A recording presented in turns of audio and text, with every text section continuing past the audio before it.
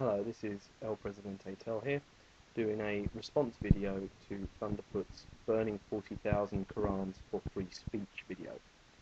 Now, to start with, it's a very interesting publicity stunt, taking 40,000 Qurans digitally on a hard drive and then making a fancy little 1,000-degree fireball explosion to take them all out of existence in the name of free speech.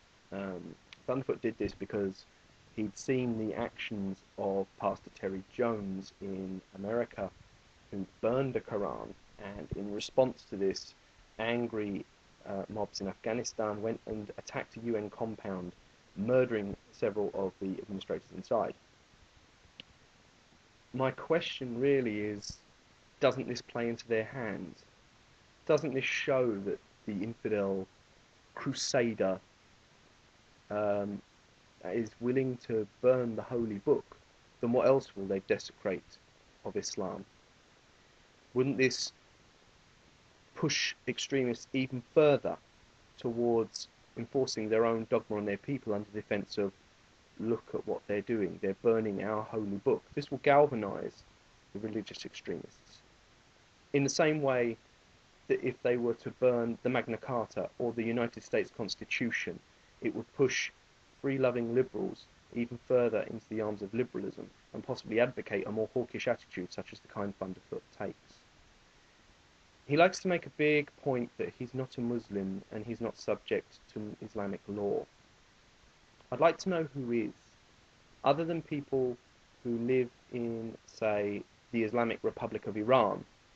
I don't think there is many, or should I say are many, legal systems that are based purely on Quranic verse. In fact, most of the teachings and the practices that Thunderfoot describes as, the subjugation of women, suppression of free speech, they don't come from the Quran necessarily. They come from edicts issued by imams, such as, man, not the book. I'm not here to defend the Islamic creed, because I don't agree with it either. If you read some of it, it's ridiculous, like specifically mentioning the family that backs the Prophet Muhammad as a family that should be worshipped and all others will be avoided. But for the purposes of this argument, the reason that most free-thinking liberals don't burn a Quran is the same reason that you don't burn the Bible or the Torah or the Bhagavad Gita, because that's not the way to get through to religious people.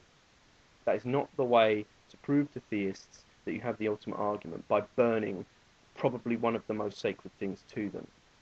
The way you do it is respect. You talk, you communicate. You say to moderate people, we understand your view and you're entitled to your belief, but you do not have the right to force it on everyone else. And it's stunts like this that will cause the religious to galvanize, and the extremists will be handed an easy recruiting tool. I would ask all those who would think of burning a Quran just because they can, I'd like to ask them, just because you can do something, you're free to do it. It doesn't mean you have to do it. This is El Presidente Tel wishing everyone peace, love and liberty.